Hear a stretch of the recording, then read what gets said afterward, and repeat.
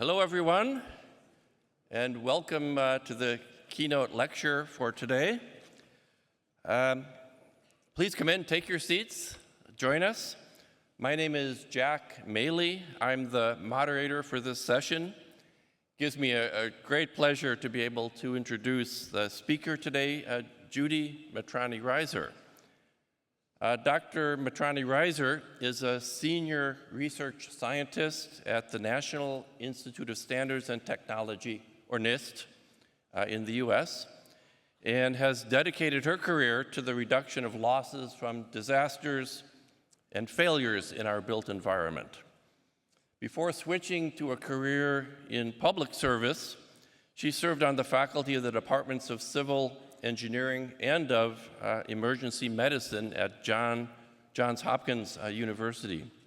She has led research projects and transdisciplinary teams in multi-hazard impacts, community resilience, evacuation modeling, and performance of healthcare facilities.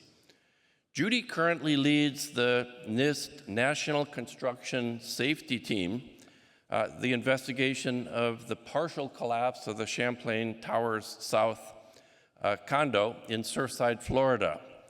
She also leads the Mortality Project of the National Construction Safety Team investigation of Hurricane Maria's impacts on Puerto Rico. At NIST, she provides leadership for national hazards reduction programs, including the National Earthquake Hazard Reduction Program, or NEHRP, and the National Windstorm Impact Reduction Program, NWIRP. Judy received her PhD in applied mechanics from the California Institute of Technology in 2007, her MS in structural engineering, mechanics, and materials from UC Berkeley in 2001, and a BS in Civil and Coastal Engineering from University of Florida in 2000. I met Judy for the first time when she was in Berkeley, took a class that I taught. I later worked with Judy when she was a researcher in the Pacific Earthquake Engineering Research Center working on performance-based design activities and developments. And now she's my boss on the CTS project. Where she's the lead investigator, and I'm working under her as part of the structures project. She's a great boss, and she's also a fascinating individual and lecturer, I know. She was inducted into the Academy of Distinguished Alumni at the University of California, Berkeley in 2021, and has received several NIST awards for her mentorship, dedication to a safe working environment, and her advocacy for diversity, equity, and inclusion in the workplace. She served as a vice president of EERI in 2021 and on its board of directors from 2018 to 2021. It's my great pleasure to invite Judy to the stage. Please give her a warm welcome. And I look forward to the presentation.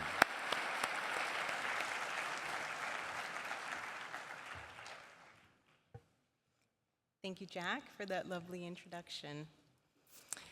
I would like to start my lecture today by thanking the EERI Honors Committee for selecting me as a 2023 Distinguished Lecturer. I'd also like to extend my gratitude to Professor Pino and the entire organizing committee of the World Conference for inviting me to share this lecture with all of you. It is my great honor to be here with all of you. I'm also grateful that I can use this platform to showcase a milestone, a true milestone of 50 years of EERI's flagship program, Learning from Earthquakes, or LFE. Extreme events, such as earthquakes, hurricanes, and tornadoes, test buildings and infrastructure in ways and on a scale that cannot be replicated in a laboratory. Therefore, actual disasters and actual failure events provide important opportunities for scientists and engineers to learn, improve building safety, and enhance community resilience. This keynote will highlight how the metrology, or the science of measurement, which is what we do at the National Institute of Standards and Technology, how the metrology of disasters has evolved since the LFE program was established 50 years ago by the National Science Foundation. I will also provide a timeline of how the LFE program matured since 1973, how it directly impacts careers and international research program, and how it influences currently our nation's hazards mitigation programs outside of earthquakes. My talk today is broken up into 3 sections. During the first part of the talk, I will share some highlights from the LFE program's 50-year history. I will spend the middle part of my talk focused on how primary data collecting it oneself, and the multidisciplinary nature of field campaigns changes the trajectory of careers, and especially mine. And the last portion of my talk is going to focus on how the tools, the technology, and how the methods that have been perfected over 50 years in the LFE program and in our big field of earthquake engineering have influenced national disaster programs in the United States. They've influenced international research and investigations at the National Institute of Standards and Technology. The LFE program has continuously reinvented itself for 5 decades, adopting new tools and new methods that enable scientists and engineers to better quantify the physical and the societal impacts of earthquakes on communities. My lecture will highlight key milestones of the LFE program over its 50-year history, focusing on how the program evolved with the advancement of tools, technology, and diversity in seismic reconnaissance missions. The San Fernando, California earthquake of February 9, 1971 was pivotal for many reasons. One, it caused unexpected severe damage to buildings and to other structures that had been designed to resist earthquakes. And 2, it issued a safety alert that existing seismic design codes in the US were inadequate. Following the impact of the San Fernando earthquake, ERI's leadership worked with experts in the field of earthquake engineering and other related disciplines to develop a framework for conducting quick post-earthquake investigations in order to collect perishable data and learn how to improve building standards and emergency response. All types of affected buildings were studied by ERI, including low-rise commercial buildings, industrial facilities, hospitals and medical facilities, high-rise buildings with strong motion instrumentation, non-earthquake resistant buildings, and public school buildings. This earthquake led to many key policy changes, as many disasters often do. Some of these are the Alquist-Priolo Earthquake Fault Zoning Act of 1972, the Alfred E. Alquist Seismic Safety Act of 1973, and importantly, the Earthquake Hazards Reduction Act of 1977, which is what established NEHRP, which is headquartered at the agency that I work for, NIST. The San Fernando earthquake also inspired a comprehensive field campaign that was published by NOAA, of all agencies, in 1973, and it still serves, I really strongly believe it still serves as a model for what reconnaissance reports should look like. The San Fernando earthquake highlighted the need for systematic reconnaissance efforts, and I want to repeat that, systematic reconnaissance efforts after seismic events, which led to this new program. I'll now share some of the highlights of the LFE program's history, and I'll do that, and you can see how it's evolved, and I wish I could share everything with you, but it will only be a few nuggets of information.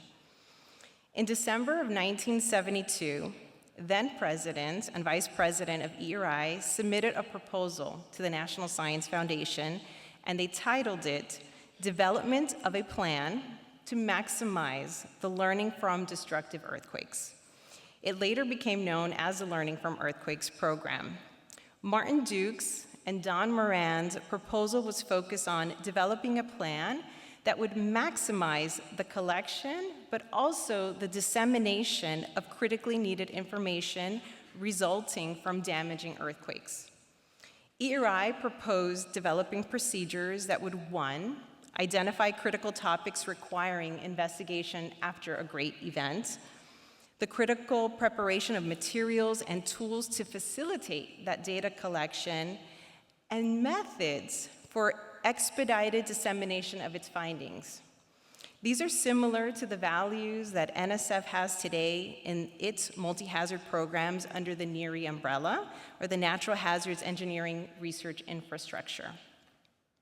The 1972 proposal also stressed the lack of access to local information during the San Fernando investigation, and included as a goal to compile data banks that contain critical information such as maps showing major locations of buildings, transportation, utility systems, soil conditions, and instrumented structures. Again, this was visionary 50 years ago, and now central to how we aggregate data in platforms such as NEHRP's DesignSafe and Data Depot.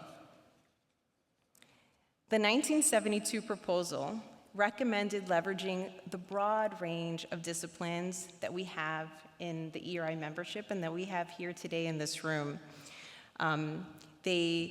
The image that's shown here shows the 3 subject areas that were emphasized in this proposal to the National Science Foundation. They wanted to focus on scientific themes, engineering themes, and socioeconomic themes that broadly captured a lot of the social sciences that we see housed in a lot of LFE campaigns today. The image also shows subcategories within each of these subject areas that the proposers believed deserved inquiry and data collection of future events.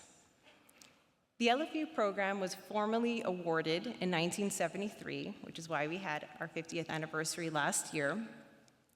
And in that award, it stressed the importance of making methods and software easy to use, available off-the-shelf tools for future studies, and I think that's very important for all of us. It emphasized the importance of developing standardized instruments for information collection and training individual professionals to use these investigative tools, all things that I think are very important today, 50 years later. Aspects of the LFE's program's mission can be seen in the resources that are offered in NEHRP's Rapid Center, in Converge, for those of you that are not familiar with that, that's also part of NEHRP.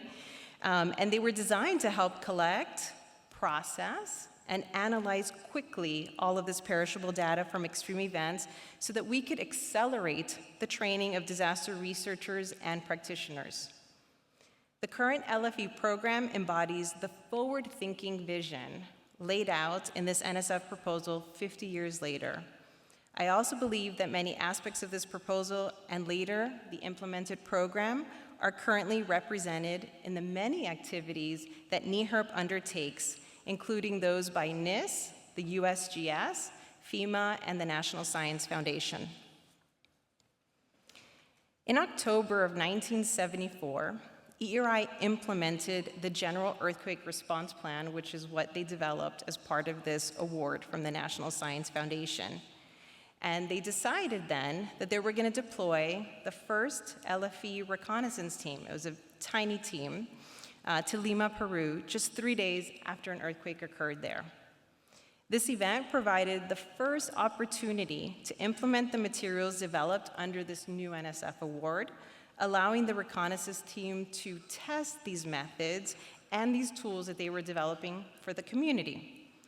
The preliminary reconnaissance effort focused on hazard characterization, geotechnical failures, and the performance of buildings and lifelines, all themes that we can still see today in LFE reports. The Lima earthquake prelim report included very little data, very few diagrams or photos, but the report did focus on narratives of what the deployed team observed when they were there, especially geotechnical failures and building damage. The report included a few tables of data from accelerographs and from observations that were trying to estimate hazard intensity. So the figure that I show here on the slide visualizes one of these tables from the reconnaissance report by overlaying the team's observations and estimates on a USGS shake map of this historic event. The team's field observations stretch from Ancón to Pisco, and that roughly covers an area of 250 kilometers by 15 kilometers. The brief LFE report concluded that the deployed team identified no significant new engineering lessons from this event and recommended no further investigations. However, the report did highlight some old lessons that they felt needed repeating to their audience. Overall, this modest event allowed a test drive, let's say, of these new LFE procedures, but the reconnaissance team had minimal tools available to leverage while they were out in the field, and now that has changed dramatically. I'm going to continue this timeline, and what you'll see above the timeline bar is how the themes of these LFE deployed teams evolved over time. And what you see below the bar are the tools and the technology that was also evolving over time. All right, so let's fast forward 15 years from the Lima earthquake to October of 1989, when ERI dispatched several teams, not just one tiny team, but several teams of scientists and engineers in response to the Loma Prieta earthquake in California. After launching the LFE program, it took some time before ERI began to diversify the composition of teams to include both men and women. That was a big game changer, as well as team members with a wide range of expertise, so beyond the geotechnical engineers and beyond structural engineering as well. So, in addition to geoscientists and geotechs and structural engineers, the Loma Prieta reconnaissance team included social scientists, it included architects, and it included urban planners. The team focused on a larger list of topics in comparison to any LFE deployment that had been taken up until that point. And these areas included social sciences, emergency response, lifelines, urban planning, architecture, as well as themes that were mostly typical up until that point, like geosciences, geotechnical engineering, and building performance. The LFE report of the Loma Prieta earthquake was much lengthier than most previous years. This events report characterizes the geological and seismological aspects of the area and the event. It included a thorough documentation of geotechnical failures and building damage to unreinforced masonry structures, engineered buildings, critical facilities, and lifelines. This events report looks a lot like modern-day LFE reports because it also included damage to non-structural components that we know leads to a loss of functionality in buildings. It included performance of industrial facilities and the event's key societal impacts, such as interruptions to businesses, casualties, displaced households, and fires following earthquakes. This event also produced an extensive set of strong motion data from 131 sites of structures, dams, and freeway overpasses. A little over 4 years after the Loma Prieta earthquake ravaged Northern California, an earthquake struck Southern California in January 17, 1994. The LFE response to the Northridge earthquake was extensive, with a larger reconnaissance team that spread across many discipline types. The number and types of areas of interest also expanded, as you can see here on the timeline. Similar to Loma Prieta, the Northridge reconnaissance effort benefited from an expansive permanent building instrumentation network. In addition, many portable instruments were deployed in the first few days after the earthquake to record aftershocks. Societal impacts and emergency response challenges were an important focus of the Northridge LFE team as well. Many instrumented structures, such as the Van Nuys Hotel, which I studied in my dissertation as well, yielded valuable records for the Northridge LFE deployment. But they were also helpful for many engineers and practitioners for many years to come. In addition to the strong, permanent, strong motion instrumentation network that's shown here on the left-hand side, there was a coordinated effort by SCEC, the Southern California Earthquake Center, and the U.S. Geological Survey that included deploying 75 portable instruments and personnel from 6 universities, from 3 different USGS groups, from the Lawrence Livermore Labs and from Kinemetric Systems. And this was done to record aftershocks in California and Southern California. This is an impressive level of coordination to obtain better locations of the aftershocks and to improve our understanding of seismic wave attenuation. We take for granted today the ubiquitous use of drones to get a bird's eye view during a seismic field campaign. But the image that you see here on the upper right-hand side shows a ruptured dam in Simi Valley that demonstrates the value that aerial photography has to capture and also to communicate damage extent over large geographical areas. Documenting and learning from both good and poor performing buildings helps us improve design, it helps us improve construction, and hopefully it helps us improve maintenance practices. However, documenting the societal impacts and emergency response hurdles associated with such damage opens up our eyes to the actual extent of disasters and earthquakes, such as the temporary and permanent displacement of residents. The lower right-hand side here shows a photo of one of the refugee camps that was housing individuals after the Northridge earthquake. In 2011, Japan experienced a disaster trifecta with a strong Tohoku earthquake, followed by a devastating tsunami, and then a nuclear accident. Several LFE teams were deployed to study this event. And like recent earthquakes, the LFE reconnaissance effort was staggered and heavily discipline focused. These deployments were leveraged by new instrumentation technology that was more broadly available than had been for previous earthquakes. You can see this growth of technology as the lists are getting larger and larger, both above and below this timeline.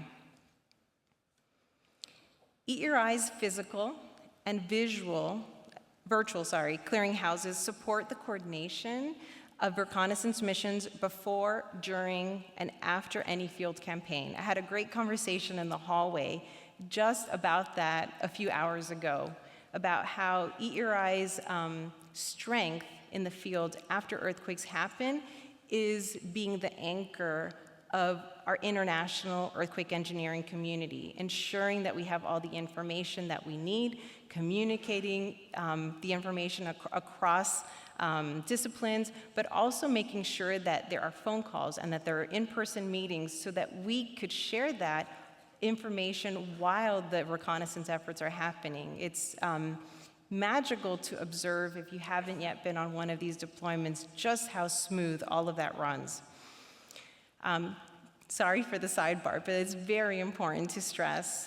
Geolocated photographs and subsequent visualization of these images on the map help to better understand the extent of earthquake and tsunami damage after the Tohoku earthquake.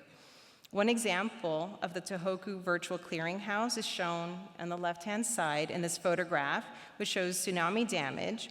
It also shows the location of where that damage was captured on a map, and it includes a suite of metadata associated with the image that's included in the copyright holder's information. This was a real game changer, the idea that we could have quick information that's geolocated when you need it during a deployment. The Tohoku earthquake produced a tsunami that killed tens of thousands of people, and it ravaged the eastern coast of Japan. An expansive campaign of water level measurements was leveraged with Google Earth imagery and real-time measurements from GPS and tsunami monitoring systems. This vast amount of data helped the LFE team capture the vertical displacements of the earthquake as well as the extent of the tsunami's impact across the Pacific Basin. It is likely that more buildings with protective systems were affected by the Tohoku earthquake than had been in all previous global events. Since many of these buildings were instrumented, the earthquake then also created an unprecedented body of structural performance data.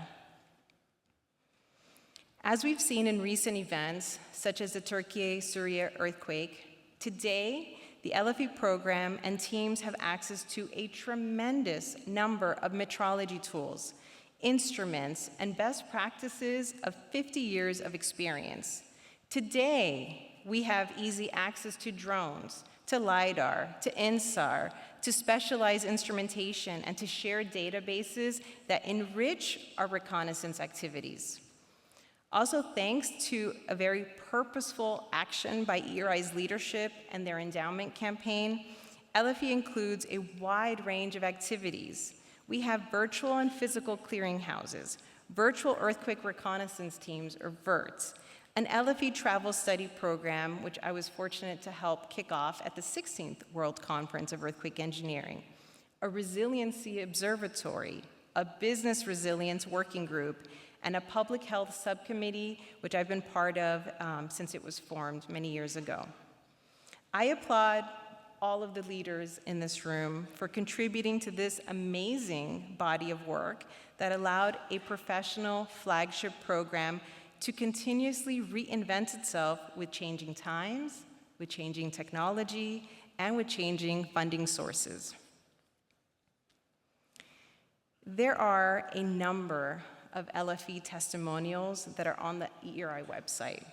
If you have a moment, I urge you to please go and read them, listen to them, be inspired by how this flagship program has positively impacted so many careers. I also want to encourage you to seek out ERI's oral histories of great leaders in our field, including Ed Idris, whose oral history was just released this week. I'm going to now switch gears a bit and share with you how this program influenced an entirely new area of research. So, as Jack mentioned in his introductory remarks, I started my career at the Pacific Earthquake Engineering Research Center. You heard a bit about the work that came out of the center in Jack's masterclass lecture on Tuesday. And it really provided a tremendous opportunity for me to do multidisciplinary work. The project that I worked on was the first group at the center to truly implement the peer performance-based earthquake engineering analysis methodology from beginning to end. In a sense, we were like a capstone project for the center. As part of my contributions, I was heavily focused on modeling the damage analyses and the loss analyses for our study. This included identifying decision variables that we would include in our investigation. And so, as part of that, I focused not just on economic losses, which were more common at the time, but I also focused a lot on the loss of life and condition that on physical damage. I wanted to better estimate loss of function of buildings, or downtime as we called it then. I wanted to look at the safety of structures and incorporate that into part of the decision variables. So developed an automated virtual inspector to use the information that we're getting out of the damage assessments to virtually tag structures. And actually, the tags of the structures became a really great anchor to condition downtime on. Because if you're red tagged or even yellow tagged, the amount of additional time that you're going to have in your ability to reoccupy your structure grows tremendously. And so recognizing that from primary data that we collected from both the cities of Los Angeles and San Francisco really helped us understand this was a decision variable that we must include in our work. But as a team, we made fantastic progress in risk modeling procedures. And the decision variables that we included in our study, however, they didn't suffice in capturing the loss of important services that are housed in buildings. Everything that we were doing on the functional side was very heavily focused on what is the repair effort needed to fix the damage that we were predicting.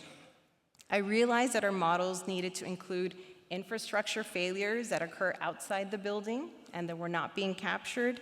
Our models needed to include the roles that humans play in maintaining operations. This is a tremendous role that we need to play and recognize. and that we needed more data to improve our models. I was really quite frustrated with the amount of data there was on downtime, finding just a handful of studies that had collected any data, and none of it in a longitudinal way. So after joining the Faculty of Emergency Medicine at Johns Hopkins University, I started there in the Civil Engineering Department, and then also took on a position in emergency medicine. I started focusing my research on healthcare facilities after major events, such as earthquakes, and I also started expanding into hurricanes and other events. I learned from my colleagues at the School of Medicine that hospitals typically do plan for disasters, but they plan for it in a different way than engineers were thinking about the problem. They're looking at it from a perspective of staff, stuff, and space, which is how it's explained to me. It's easy to remember, staff, stuff, and space. And so the idea is that for any service to work at a hospital, you need specialized staff to do it. And for specific services to function in a hospital, you need the space. And then that was the piece that engineers feel really comfortable in. We do a really great job at predicting the damage and potentially the loss of functionality related to that damage of the physical space. But in addition to the staffing required and the space required, you need a lot of stuff. You need a lot of medicine and bandages and sheets, and all of these things are required, or you really start to lose the ability to operate your medical facility. And this all became extremely apparent to me the more and more time I spent working with physicians and with nurses. And so one of my graduate students, Caitlin Jacques, developed a fault tree that exactly modeled what the hospitals were already doing in terms of their emergency management and planning. She developed this fault tree to have 3 main branches, one around staffing, one around space, and one around stuff. Also, from interviewing a lot of hospital administrators, we realized that a lot of the very specific services that are offered in a hospital have interdependencies with other services, and that needed to be captured as well. And I don't have the fault trees for all of that, but this is just to give you a sense that this is a way to approach and engage with what's already happening in the healthcare sector and bring some engineering tools and some risk assessment tools into the process. So this is a map of the LFE programs archived from events that occurred around the world. And as I mentioned, I was a bit frustrated as a risk modeler because I did not have enough data. And specifically, I wanted data around downtime and loss of functionality of critical facilities and healthcare facilities. And so I decided the data's not there, well then I'm gonna collect it. And I was really fortunate very early in my career to be included in an LFE deployment to Chile.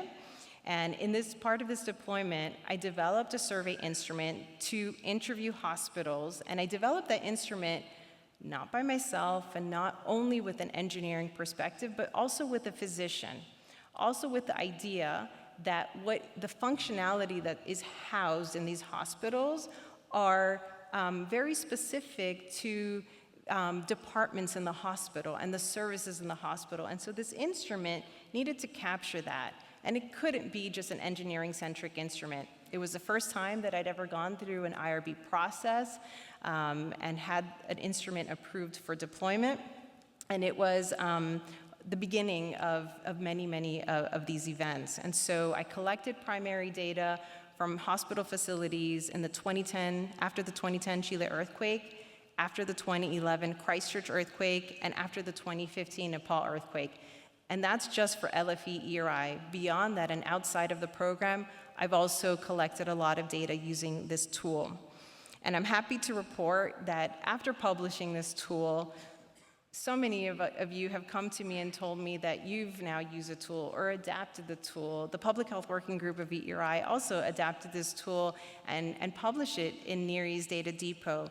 It's very exciting to me because we are a community. We can't do all the work. I don't think I can collect all the hospital data in the world after every major event, but we, as a community, can do that.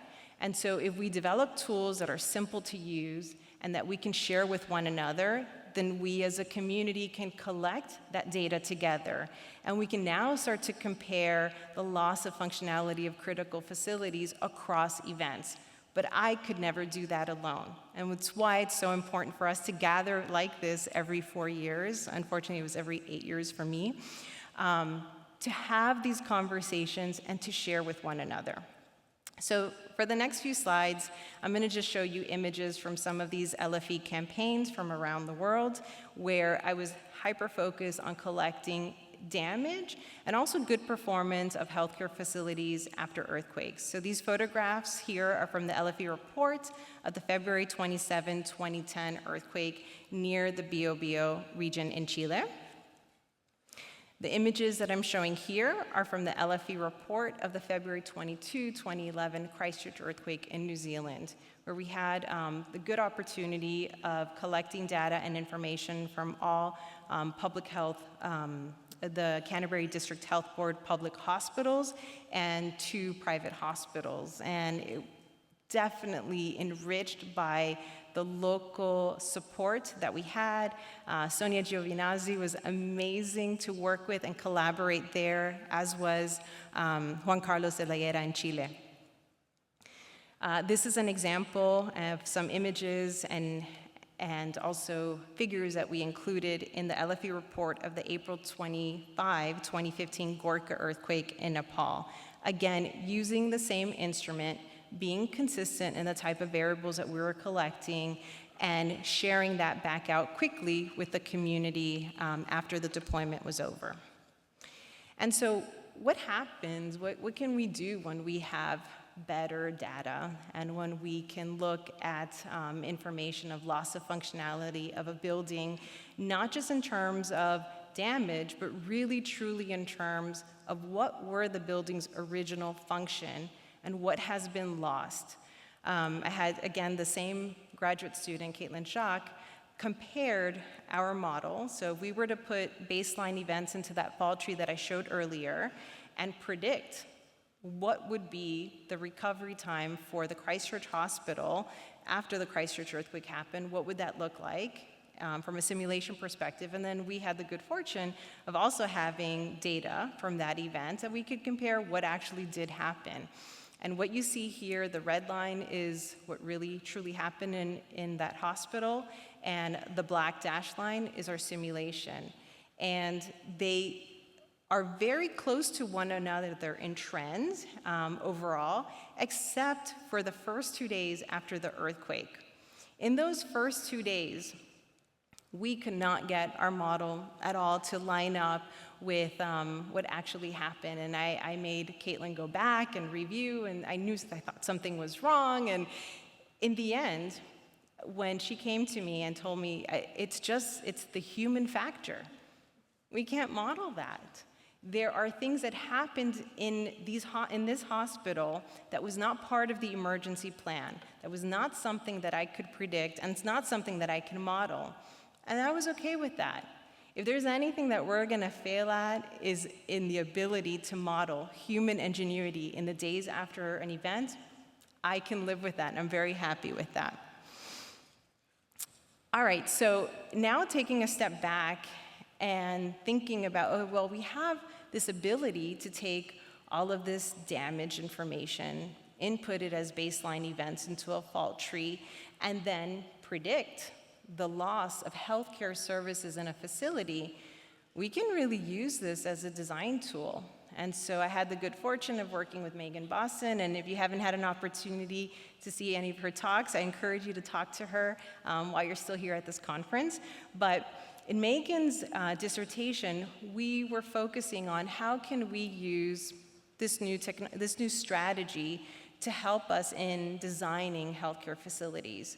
So she was able to take 2 different designs, a fixed base design and a base isolated design, and predict what the damage would be from both of those designs for different level shaking intensities, and then also predict what the loss of functionality was going to be by service area of the hospital, and looking at that over a period of time. So now instead of just comparing damage or a proxy of repair time, we could now have a conversation with an owner and say, these are specifically the service areas that you are going to lose and for how long you're going to lose them. Do you want to make a change in your design? That was hugely impactful, in my opinion, and phenomenal. And so we coined this resilience-based earthquake engineering term at the time because we were really now extending the single output of damage time as a number to looking at this recovery of all the services in the hospital, not just treating the hospital as housing a single service area. Now, I keep wanting to grow. And so for a community, we recognize that hospitals and healthcare facilities are really important. And everything we were doing was for a single facility, a single hospital. But from a community's perspective, what they care about is, can we provide the necessary services to a community after event, medical services to a community after an event, that goes outside a single structure, that really truly goes to a much bigger system, right? So if you take all of the facilities that are supporting a healthcare system and group those buildings together, and then also consider all of the distributed lifelines that contribute to that system, now we have potentially a holistic way of approaching this problem of trying to address having continuity of services for a specific type of system. And so I worked with Mike Moehle to develop what we called CIBS, or Critical Infrastructure-Based Societal Systems. And this was a tool to aggregate very different sectors of a community. So instead of healthcare facilities, you can aggregate all the schools and the school board's facilities into the CIBS, and then look at how is the school system and the school education network going to respond after a major event. You could do the same thing for sustenance and look at a food distribution system. You could do it for governance. You could do it for residential facilities. But the point is that if we want to address important community issues, we cannot look at a single building to do that. We really need to take a step back. And also, I want to add that by taking this systems approach, you can allow for some failure. You're not going to design everything to be perfect or to be fully functional after an event, but what you do want to know is, where are those failures going to be, and do I have redundancies elsewhere in my system to accommodate for them and make sure that my community can continue functioning. I'll end this part of my lecture by saying I had the good fortune of working with Luis Seferino, who's a professor at UC Berkeley. We worked on this while he was still at Stanford, but he wanted to take, this approach of looking at the loss of service areas of hospitals and match it with the demand that would occur after a major event hitting an area. And so we applied a methodology, a network flow model, to an earthquake in Lima, Peru. And it was a magnitude 8.0 earthquake. And we were looking at what would be the demand on those healthcare facilities and what would be the capacities at those healthcare facilities after the event happened. And what we found was that there was a tremendous mismatch in where you had need for healthcare and where you had functioning facilities. And so it demonstrates that planning to work together across facilities and leveraging an entire hospital system with some pre-event coordination can address this demand capacity mismatch. It could reduce the waiting times of the critically injured patients by factors of more than 2. Okay. So that closes the second chapter of my talk, and now I'm going to get into the third chapter of my talk. And I hope that you start to see that all of this is driven by LFE and an experience within LFE and the ability to collect data and the ability for that data to be a wake-up call for how our models should change and what might they include so that we can better serve communities. Okay, so at the National Institute of Standards and Technology, we study building failures and we study disasters to improve the safety of buildings, to improve the safety of their occupants, and to improve emergency responders and keep them safe as well. I have the good fortune of having gone to NIST after my time at Johns Hopkins to lead their disaster and failure studies program, which also includes a national construction safety team that Jack mentioned. I also have had leadership with our NEHRP and NWIRP programs, and everything I'll talk to you today will be based around these 3 statutory programs. I do also want to mention that NIST has, in our engineering laboratory, a materials and structural systems division, which is where I reside. And in that division, we have 4 research groups. We have an infrastructure material science group, a structural engineering group, an earthquake engineering group, and a community resilience group. We do a lot of work outside of those research groups. We fund a disaster resilience research grants program. We also funded a 10-year Center of Excellence that was focused on community resilience, and we leverage all of this work, our interagency work with our statutory programs, our in-house research, and then all of our extramural work to find solutions to damaging events and hopefully change code standards and practice that will save lives. I want to focus or just share with all of you that NIST is not a new player in this arena. NIST has been studying disasters and failures for more than 50 years. And you can see that we do that over multiple types of events, studying earthquakes, which we're all very familiar with here, hurricanes, construction and building failures, tornadoes, and fires. And we have a very long history of doing this. Now, the way we study these events can either be as a study, a true research project under one of our statutory programs or one of our research groups, or if it requires, we will study failures under our National Construction Safety Team Act, which is a very different kind of authority.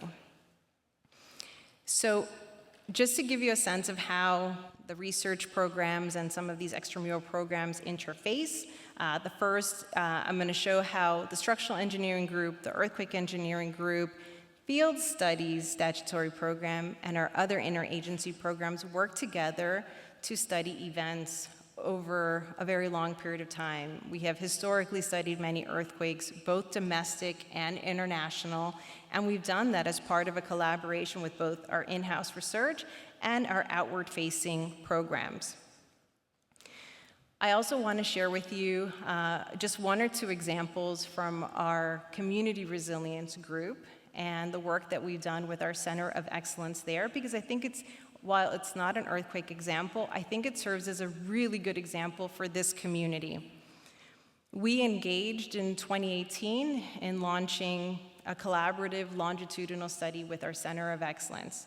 Now, it became very important, and as you can see, my whole career is focused on loss of functionality of buildings, but you can't do that in one snapshot, right? We go to these events, we collect a lot of information, we come home, we write it up. But then what happens to those communities? How do they recover? We have very little data on that. And do you know why we have very little data on that? Because there's no funding agency that's positioning itself to fund awards, grants, contracts that last 10 years. They're all 2- and 3-year grants. So you can't really truly do a longitudinal study because we don't fund it that way right now. And so something that we could do at NIST, because we're a government agency and we could choose to invest on something that we think matters, and we had the Center of Excellence that we knew would have a 10-year life, was that we decided we're going to pick a community and we're going to pick an event, and we're going to do a true longitudinal study of this event. And so what I'm showing here is a study of Lumberton, North Carolina in the US. After Hurricane Matthew hit this town, there was a disproportionate closure of schools that was very interesting to us. And we decided we wanted to go into this community. We wanted to study why that is. Why is this county having so many school closures and nearby counties that were impacted the same or even more not having as many school closures? And so we went in, And if you look at the layer, we were both using the inundation map, we were looking at the school zones, we were looking at housing types, and we were looking at businesses supporting this community to overlay and create a sample of households that we wanted to interview and businesses that would be representative of this community. We deployed to Lumberton, North Carolina 9 times over 7 years. That is amazing. For those of you that do field work, you have to understand the amount of effort and money that it takes to do that.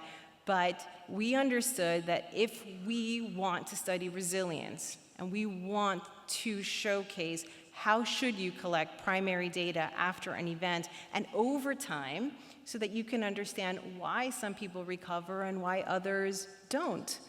You need to do that. You need to go back to the same household, ask them questions about how they're recovering, ask them questions about how they're accessing assistance, and then we could better understand what are the hurdles in recovery. This is very challenging to do, and we're very fortunate that we had this opportunity because we had the Center of Excellence and a lot of fantastic academic partners to be able to embark in such a study. And so something that this showed me, and I'm guilty of it, I used to condition all of my decision variables around the damage state, the damage level.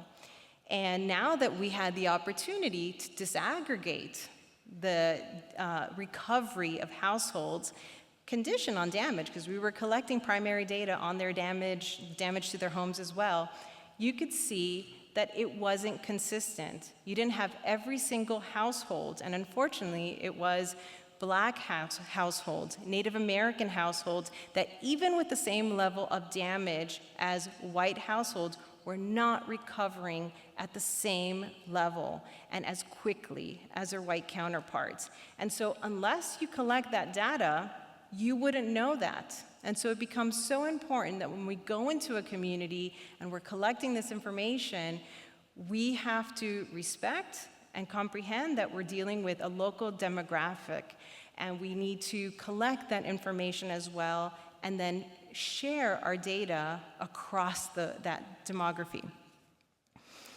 So every event that we deploy to at NIST offers us an opportunity to try out new tools, and I spent the first third of my talk talking to you about how tools and instrumentation evolved over time in the LFE program.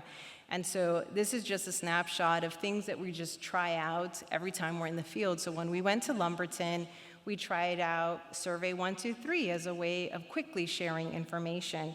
We tried out car-mounted 360-degree cameras. We tried lidar. We tried different sampling methods. And I want to encourage us that when you go out with some very important research questions and try new things. And those things that are successful, adopt them into your future work, which is exactly what we did here. We've also recognized that NEHRP and NEHRP's Data Depot are a resource for the international community. And so in addition to publishing things on our NIST website and through NIST, we've also published all of our survey instruments and data from this longitudinal study in Design Safe so that they can be accessible. And again, like that hospital survey that I mentioned, used by the rest of the community in future flooding events. Now, I'm going to end my talk with something that has consumed my time, my life, for the past 3 years, and it's something that I hold very dear to my heart. And so when we evaluate which events NIST is going to study, we look at it specifically is this event going to change the way that we design, the way that we build, the way that we maintain, and the way that we practice in our engineering communities? And if the answer is yes, then the event becomes a candidate for a National Construction Safety Team investigation. So the NCST Act, or the National Construction Safety Team, was passed in 2002. And it was almost like a knee-jerk reaction to the World Trade Center collapse, the Twin Towers collapsing. The the US government wanted to do an investigation into 9/11, and specifically a structural engineering investigation, but there wasn't a natural agency to do that. There wasn't a body in place to do that. And so they quickly passed this law, and the World Trade Center then became the first NCST investigation so that we could study building failures, and not just with the purpose of learning from them, but we have the additional obligation that whatever recommendations come out of these investigations, we have to pursue for many years to come. So NIST statutory authority gives us a lot of different things than we're used to in the engineering community. We have badges like FBI agents, we have subpoena power, we have a national advisory committee that we have to report to, we write reports to Congress, and Congress is watching everything that we're doing. So it's highlighted that everything we do is very transparent and very public facing, and with it comes a big responsibility. And so we've only had a few investigations under the NCST authority since it was passed in 2002. I mentioned the first one, the World Trade Center. There was a second investigation of the Station nightclub fire in Rhode Island. The third investigation, the Joplin tornado, was the first time we'd ever done an investigation on a windstorm event, and that was really important and has had huge impact into our design standards. And the fourth one is the Hurricane Maria investigation, which is still underway. It's not yet completed. The one that I'm going to talk about today is Champlain Towers South. So on June 24, many of us woke up to horrifying news that a building had partially collapsed in Florida. Within 48 hours, NIST had a team on the ground. Ceci Nicolau was there. She was one of our first team members to hit the ground and look at the damage ourselves. We wanted boots on the ground to leverage what we had been hearing in the media and from colleagues that were there already. And so in these early days, it was very clear that this was not going to be a short deployment.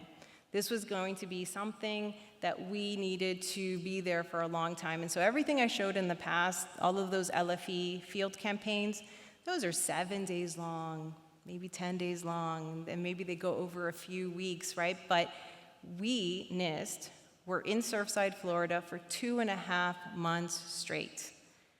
That is a lot of time to be somewhere and experience this tragedy, personally experience this tragedy. But we needed to do that because we needed to ensure that every bit of evidence that could be collected from the site, we were going to get. And so on June 30th, there was a big press briefing with the incident command, and our then acting NIST director announced that NIST was going to launch an NCST investigation. And this is the quickest ever that NIST has ever launched an investigation after an incident occurs. We were never, ever on the pile. NIST was very respectful of the search and rescue operations that needed to happen and that were occurring over a very long period of time. And so we recognized that if we wanted to collect information, we had to work with the first responders. We had to educate them because they were our eyes and ears on the pile. We had to educate them on what were the things that we were looking for, helping us identify them, and then eventually collecting them for us. And so very early on, we developed, and this was not developed before, first time ever in Champlain Towers South site, a collaborative tool with urban search and rescue teams to identify potential pieces of evidence. They would tag them for us with spray paint. We'd fly drones over to document where they were at the time of collapse, and then if it was feasible, they would extract them for us and put them aside so that we could tag and take care of them as evidence and protect them. The collapse site was changing dramatically every single day, and we brought in experts from all over the country. We brought in experts from FEMA, from Florida State University, the Fire Rescue Department, the NEHRP Rapid Center, U.S. Army Corps of Engineers, and the U.S. Geological Survey. We were taking high and low resolution LiDAR scans at the site from balconies on a daily basis and multiple times a day. We needed to make sure that how the site was evolving was something that we could keep up with, and this remote sensing technology was the way to do that. NIST also never set foot on the site until it was fully cleared and safe to be on the site. And then as soon as we could, we started our geotechnical and subsurface investigation. NIST staff members collaborated. There were so many drones that were being flown on site by so many different government agencies. And so we collaborated and ensured that we were also contributing to the needs of the evolving site. And so all of these drones were working together to collect information, and for us, it was documentation of evidence throughout the entire day, night, 24 hours operation for those 2.5 months. NIST received new information in 2022 after the civil litigation was settled and more information was able to trickle out that prompted our team to collect additional data at the collapse site. And I do want to mention that we brought in experts from Georgia Tech, from the NEHRP U Texas Hazards Engineering Research Infrastructure Center at UT Austin, to bring in custom-built vibration centers, to bring in a specialized truck to shake the ground at specific frequencies, and to bring in expertise to our team that we so desperately needed to collect this additional piece of information. We have established a team that is just phenomenal. Jack is part of that team. He co-leads the structural engineering project. Sissy and Youssef, who hopefully you've seen this week, also co-lead the geotechnical engineering project. We have a history project, building history and code history project, an evidence collection and preservation project, a remote sensing project, and a materials science project. I want to mention that there are so many people seated in this room right now that have contributed directly to this investigation. I've mentioned Jack and Sissy and Youssef, but many others, John Bray, David Frost, Matthew Spiker, Ben Worsfold, Jeff Berman, Joe Wortman, Brady Cox, Ozgun Numanoglu, Jay Harris, Michael Olson. All of you had a hand in helping us ensure that we had the evidence that we needed to better understand the as-built conditions of this building and better assess it so that we don't have failures like this again in the future. And I just want to applaud the fact that all of this technology and science is evolving and being developed in our earthquake engineering community and has massive impacts outside of earthquake science. It is really, truly tremendous. I just have a few slides just to share current work. We had a public meeting in March where we shared a lot of information that we're learning from interviews of eyewitnesses, of family members, and of those that were there the night of the collapse.